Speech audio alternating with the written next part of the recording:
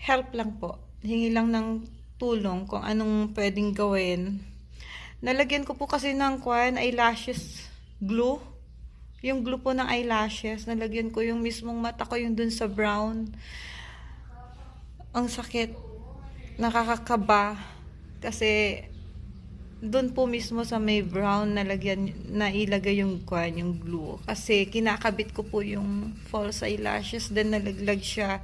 Diretso naman po siya doon sa mata ko. So, ayun.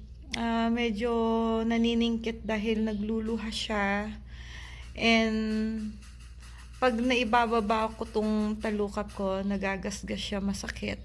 So, yun, hindi ko pa alam kung anong gagawin ko. Ayoko mabulag. First time ko na nga lang gumamit ng false eyelashes sa buong buhay ko. Ngayon lang ako gagamit. Ngayon pa na disgrasya pa, yan.